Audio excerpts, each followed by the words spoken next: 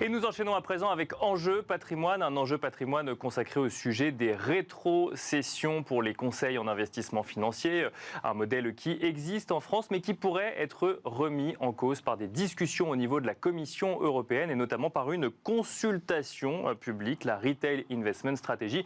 Nous en parlons tout de suite avec Benoît Lombard, président de Maison Laplace. Bonjour Benoît Lombard. Bonjour. Bienvenue sur le plateau de Smart Patrimoine. Alors, c'est un sujet qui anime la Commission européenne, ou plus particulièrement la commissaire européenne aux services financiers, Mairead McGuinness, qui a lancé en 2021 une consultation publique, Retail Investment Strategy, une consultation globale, mais qui contient notamment cette idée de suppression potentielle des rétrocessions pour les conseils en investissement financier, en prenant comme exemple, par exemple, le Royaume-Uni ou les Pays-Bas. Et c'est un sujet qui n'est pas nouveau, mais cela pourrait aller au bout. On n'a pas encore les dates définitives, mais il y a une possibilité qui ferait qu'au niveau européen, on pourrait supprimer les rétrocessions. Avant de revenir sur le sujet actuel, est-ce qu'on peut revenir sur la chronologie des faits et sur le fait que ce sujet soit revenu sur la table au niveau européen, Benoît Lombard? Un vrai sujet. Mais un sujet, c'est vrai, qui est une espèce de serpent de mer, puisque l'on sait que les directives MIF 2, qui encadrent la distribution de produits d'investissement financier, dès l'instant où ce sont des titres, qui s'est appliquée en France en 2018. Après, on a eu la DDA, la directive sur la distribution de produits d'investissement assurantiel, PIF, donc financier, PIA, produits d'investissement assurantiel, DDA. Et 2018 aussi l'application. Et à l'époque, je m'étais beaucoup investi pour essayer de lutter contre quelque chose qui me paraissait complètement farfelu et qui était un échec. Vous visiez l'Angleterre et les Pays-Bas, c'est un échec. Donc on aura l'occasion d'en reparler. La RDR. Ce qui n'est pas forcément le point de vue de Mairead McGuinness, mais on pourra en reparler effectivement. Le point de vue de Mairead McGuinness, il n'est pas encore complètement officiel. On en reparlera aussi. Et donc, là-dessus, il n'y avait pas eu d'interdiction de rétrocession. Pour peu, bien évidemment, que le modèle sur lequel nous reposons, et pour rentrer dans le détail, dès l'instant où on est conseiller d'investissement financier non indépendant, au sens de MIF 2, les rétrocessions sur les produits d'investissement financier ne sont pas interdits. Je ne parle que des produits d'investissement financier, puisque la DDA, elle, n'en parle pas du tout. Bien sûr. L'interdiction en tant que telle.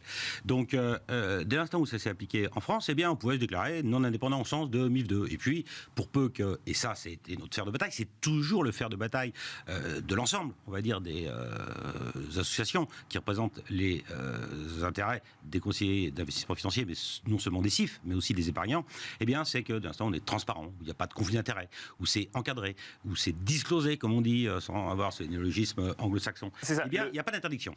Le modèle, c'est on peut toucher des rétrocessions venant des distributeurs de produits, c'est transparent vis-à-vis de l'épargnant, et c'est comme ça que se rémunère le conseiller en investissement financier qui du coup ne facture pas à son client d'honoraires de l'autre côté. Bien sûr.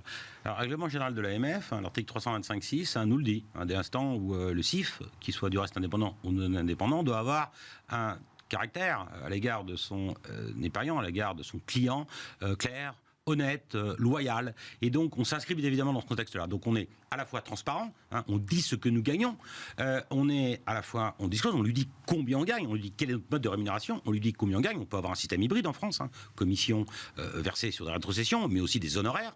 Et on est transparent vis-à-vis. Mais surtout, on lui délivre un conseil dans le temps. Et MIF 2 nous avait dit à l'époque que l'interdiction, qu'il n'y avait pas d'interdiction de commission, dès l'instant où elle visait à améliorer la qualité du service.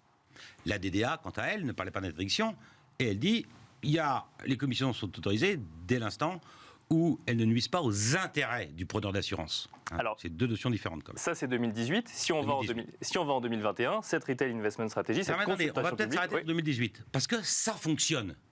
Et je rappelle que l'Union européenne, c'est 27 États membres. Dans les États membres, maintenant 27. En 2018, on était 28. Ouais. Puis il y en a un qui fait exit. Le Brexit. Bien sûr, les Britanniques, ils sont partis. Donc on n'est plus que 27. Notamment un État qui a interdit les rétrocessions. Le Royaume-Uni, où eux, ils avaient appliqué la RDR, leur application de régulation en 2013, pour faire face, il est vrai, localement, à des excès. Et là, on a complètement interdit les rétrocessions. Mais il s'en est suivi quoi ? Il s'en est suivi un appauvrissement de la qualité du conseil. Il s'en est suivi aussi un élément qu'on ne met pas assez en avant, c'est-à-dire l'accès au conseil par le biais d'honoraires à la clientèle la plus fortunée.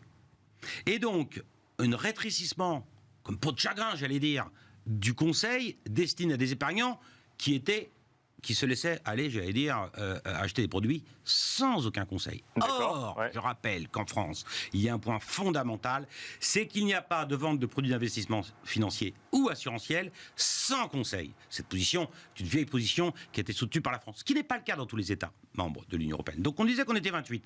Exit, Brexit. Donc il reste les Pays-Bas. Il reste les Pays-Bas. Les Pays-Bas, ils ont interdit aussi. Mais le seuil d'accès, lorsqu'on regarde ce qui s'est passé au Royaume-Uni, ou aux Pays-Bas, le seuil d'accès à du vrai conseil, et Dieu sait que c'est compliqué, on pourra en parler après, c'est à peu près 120 000 livres au Royaume-Uni. Au Royaume-Uni. Et c'est 500 000 euros. Aux Pays-Bas. D'accord. Ouais. En France, l'encours moyen pour un CIF, il y a un peu plus de 5 000 CIF, donc il est par client de l'ordre de 120 130 000 euros. Donc ce que vous dites, c'est que quand on supprime les rétrocessions, mécaniquement, ça devient un conseil pour les plus riches, c'est ça ? Mais qui va payer le conseil ? Parce que ce n'est pas uniquement une allocation d'actifs dont on parle, mais il y a une allocation d'actifs. C'est une stratégie qui se planifie pour préparer, Dieu sait qu'on en parle actuellement, sa retraite, avoir de l'épargne suffisante pour un projet de vie, pour financer les études des enfants, pour s'offrir une résidence secondaire, pour s'acheter une résidence principale, pour financer sa retraite, pour financer une action qui nous serait chère. Eh bien, ce conseil s'inscrit dans le temps. On définit l'orientation de gestion, on définit le scoring de risque, on vérifie l'adéquation du risque avec le produit à l'instant T, on adapte l'adéquation financière, on adapte l'adéquation financière avec l'environnement macroéconomique. Et Dieu sait qu'aujourd'hui, je rappelle, l'année dernière, 2022, 2 cracks. Crack obligataire, crack action. On voit un peu les incidences qui existent sur la remontée des taux. Qui conseille l'épargnant ? En France, pas, et je reparlerai de la position de la DGT après, pas de vente de produits d'investissement financier ou essentiel sans conseil. Donc le conseil, il faut le payer.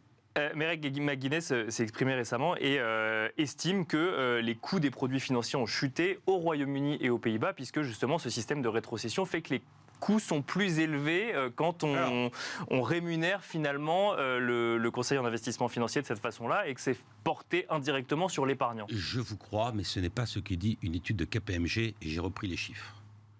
Le coût en France pour un produit, un fonds action, il est de 2,04%. Aux Pays-Bas, il est de 1,93%. Mais 500 000 euros, le seuil d'accès. Il faut savoir de quoi on parle. Au UK, au Royaume-Uni, il est 2,50%. Donc, on voit que UK, c'est carrément plus cher. Pays-Bas, mais avec un seuil d'accès beaucoup plus élevé, c'est 0,10 de plus. Donc, c'est pas vrai. Donc, KPMG, une étude qui a été diligentée par les associations représentatives des CIF en France, nous a amené ce résultat. Et on sait aussi que dans ce qui a présidé à l'idée qui a été développée le 24 janvier par Mairead McGuinness d'interdiction de rétrocession, une idée qui n'est pas encore officielle. Oui, bien sûr, on est effectivement dans les discussions, dans les effets d'annonce. Exactement. Cette idée-là repose sur une étude qui, elle, est partie sur un socle, une assiette, on va dire, de consultation qui s'est avérée erronée. Bon, donc la méthodologie, elle est à revoir en la matière. Donc j'invite Mairead McGuinness et la Commission européenne à vérifier ses sources. Donc ça ne coûte pas plus cher un système de rétrocession aujourd'hui, ça ne vient pas gréver le rendement. Je vais vous dire que ça coûte, moi. Et du reste, l'AMF, vous savez qu'on a des FRACIF, des fiches de renseignement approfondies des CIF, et puis on doit, chaque CIF, les 5000 CIF en France, les renseigne. Et puis, bien évidemment, l'AMF, à qui on donne ces fiches de renseignement approfondies, émettent un rapport qui est public tous les ans. La rétrocession sur des produits d'investissement financier, en moyenne, sont de 0,32. Alors 0,32 sur un encours moyen, admettons, par client, entre 120 et 150 000, ça coûte le prix d'un abonnement à la fibre par mois.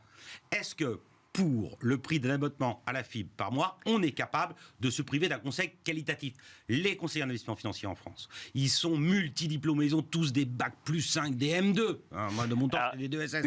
Bon, des M2. Ils sont agréés indirectement par l'intermédiaire des associations de CIF, à tel point que c'est un succès l'association de CIF qu'on a créé les associations de courtiers. Bon, donc justement, tout fonctionne bien, personne ne se plaint. Et juste un point, Emmanuel Moulin, le patron de la DGT. Bien sûr, oui.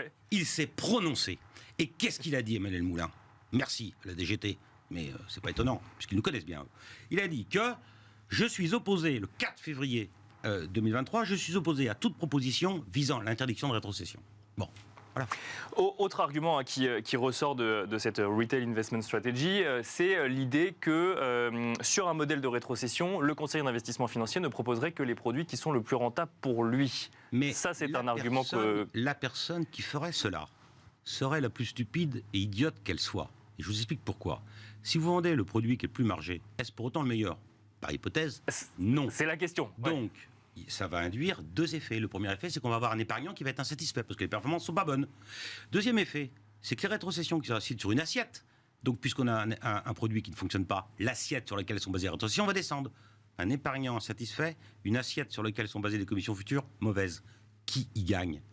Donc ce que vous dites, c'est que ce serait se tirer une balle dans le pied finalement de fonctionner comme ça? C'est stupide. Et pour preuve que ce n'est pas ainsi que cela fonctionne au niveau global, je ne dis pas qu'il peut pas y avoir, comme dans tout métier, des brebis galeuses, mais elles devront être sanctionnées et durement. Donc, mais celles qui ne font pas ça, une grande majorité, je veux dire, tous ceux que je connais, moi, donc ceux qui connaissaient des gens qui ne respectaient pas les règles du jeu, croyez-moi que j'étais ancien président de la CNCGP, bien sûr, il y avait des sanctions, il y a une commission de sanctions, et puis l'AMF aussi a une commission de sanctions, donc ils doivent être sanctionnés durement, mais c'est epsilonesque, si je puis dire ainsi. Et c'est quoi la meilleure preuve? Là encore, les chiffres, on a 90% des épargnants extrêmement satisfaits, à tel point qu'ils sont capables, conseillés par des chiffres, qui sont capables de nous proposer à leurs amis nos services en nous recommandant, avec une durée moyenne de détention de conseil qui est supérieure à 16 ans, pour une profession qui est toute jeune. Franchement, qui est lésé? On avance, Benoît Lombard, sur donc effectivement consultation publique en 2021. Nous sommes en 2023. Est-ce que cette fin des rétrocessions évoquée dans ce texte, Retail Investment Strategy, peut voir le jour au niveau européen et uniformisé du coup pour tous les acteurs du marché? Le RES, il vise à améliorer la participation des investisseurs. Donc, et il est multilatéral, il est multitexte et il va s'insérer dans tout un tas de réglementations qui ont été pensées et construites à l'issue d'âpres négociations. Vous savez que la Commission est la seule entité au Parlement européen qui a la faculté de pouvoir proposer un texte. Il n'y a pas de, comme on dit en France, de proposition de loi. Il n'y a que des projets de loi qui viennent de la Commission européenne. Et puis, elle propose des textes, et là, s'instaure un trilogue entre la Commission, le Conseil, et puis les parlementaires européens. En l'occurrence, pour ce qui est des textes d'obédience financière, c'est la Commission Econ, donc du Parlement européen. Et puis là, on discute.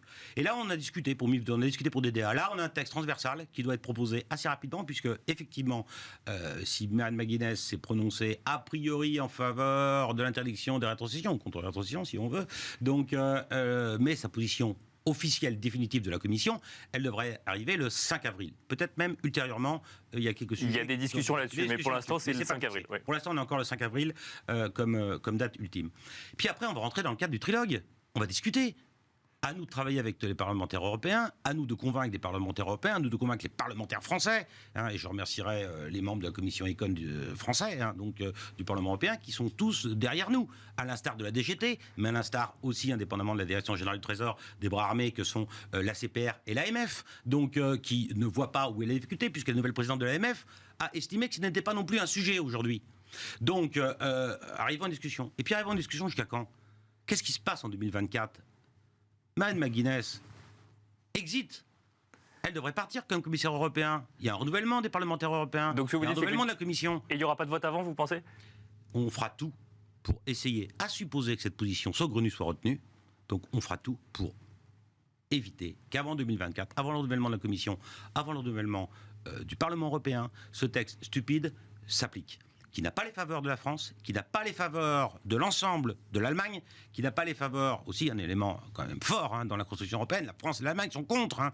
Donc, mis à part faire plaisir aux Pays-Bas, et la présidente de l'IOPA s'interroge aussi, qui est aussi néerlandaise, donc elle dit que peut-être ce serait quelque chose qui pourrait être mis en avant. Donc, l'IOPA, c'est l'instance de régulation européenne, supranationale, du monde des assurances. Mais faisons tout ce qui est dans notre possible, à supposer que le 5 avril, cette position soit tenue, pour essayer de repousser un texte saugrenu qui irait à l'encontre des intérêts de l'épargnant. Il nous reste quelques secondes, Benoît Lombard. Si jamais ce texte venait à voir le jour, à être voté, quel impact cela aurait-il sur le secteur français du Conseil en gestion de patrimoine? Je ne pense pas que le texte, le fond de ma pensée, pour discuter avec des parlementaires européens, pour discuter avec des instances de régulation, je ne pense pas que ce texte arrive, et je ne pense pas en tout état de cause qu'il soit voté, à supposer qu'il soit retenu par Marianne McGuinness et la Commission européenne. Il n'y a pas que Marianne McGuinness. Donc, si tel devait être le cas, il est évident que la transition se fera en douceur. Donc, mais in fine, l'épargnant aura toujours besoin de conseils. Ça lui coûtera plus cher. Qui sera pénalisé dans un monde extrêmement complexe, un monde juridique complexe dans lequel on réalise ses investissements, un monde fiscal complexe, un monde au niveau macroéconomique extrêmement complexe. Je rappelais 2002, les deux crises qu'on a connues. Un monde où on a plus que jamais besoin de conseils. Qui paiera? Eh bien moi je vous le dis, ça sera l'épargnant parce qu'il y aura toujours besoin de conseils. Le seul qui sera handicapé, le seul lésé dans l'histoire, sera l'épargnant. Donc on fera tout pour éviter que ce texte ne soit voté, à supposer qu'il soit présenté. Merci beaucoup Benoît Lombard d'être venu sur le plateau de Smart Patrimoine. Je rappelle que vous êtes président de Maison Laplace. Merci beaucoup. Merci à vous également de nous avoir suivis et je vous dis à très vite sur Bismart pour un nouveau numéro de Smart Patrimoine.